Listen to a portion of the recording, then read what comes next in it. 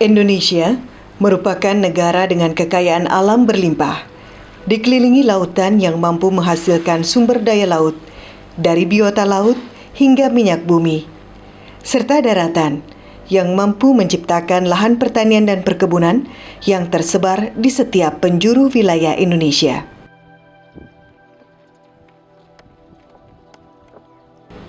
Beberapa di antaranya mampu berkembang menjadi komoditas ekspor. Sebut saja kopi, kakao, karet, dan kelapa sawit. Bahkan perkebunan kelapa sawit menjadikan Indonesia sebagai produsen minyak sawit mentah terbesar di dunia, diikuti negara Malaysia sebagai peringkat kedua. Kedua negara ini merupakan produsen terbesar kelapa sawit di dunia. Jika tahun 2012, total devisa ekspor mencapai 19,5 miliar dolar Amerika atau setara dengan 200 triliun rupiah, maka diprediksi tahun 2015 ini nilainya bisa mencapai 300 triliun rupiah.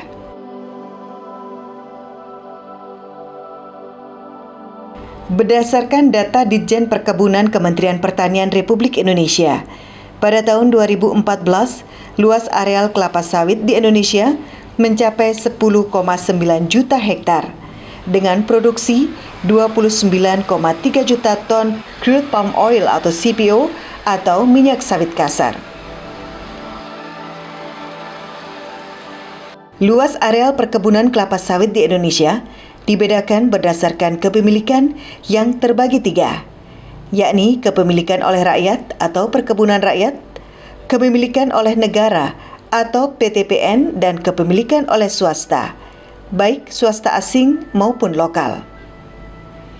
Adapun luas areal yang dimiliki oleh rakyat sebesar 41,55% atau seluas 4,55 juta hektar. Luas lahan yang dimiliki negara adalah 0,75 juta hektar atau sekitar 6,83%. Dan selebihnya dimiliki oleh swasta, yakni seluas 5,66 juta hektar atau 51,62%.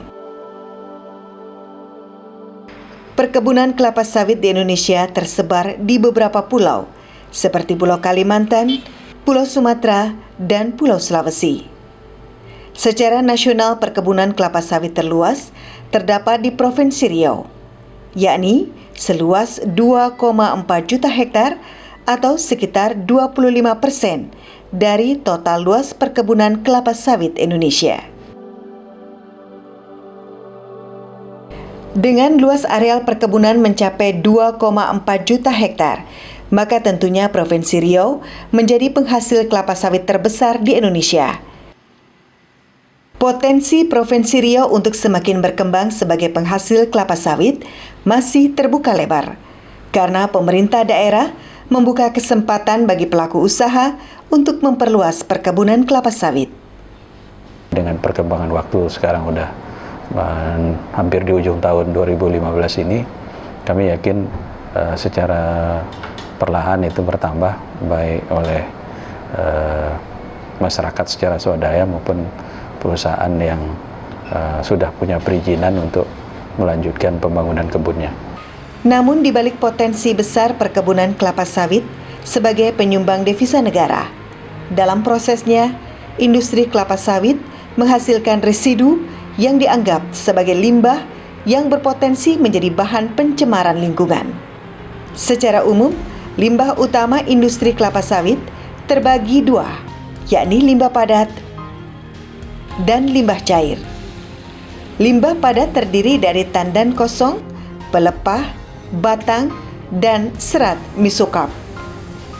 Sedangkan limbah cair berupa pome atau palm oil meal influence. Namun keberadaan limbah sawit saat ini tidak lagi menjadi permasalahan bagi lingkungan hidup. Limbah sawit baik padat dan cair telah dapat diolah menjadi pupuk kompos dan energi baru terbarukan melalui proses teknologi. Tapi sekarang limbah itu dimanfaatkan untuk diolah menjadi biogas yang bisa menghasilkan energi listrik. dan kemudian limbah padatnya mungkin sisanya bisa digunakan menjadi pupuk ataupun kompos. Pemanfaatan limbah sawit berupa limbah padat dan limbah cair sebagai alternatif energi baru terbarukan mulai dikembangkan oleh pabrik kelapa sawit seperti di Provinsi Riau.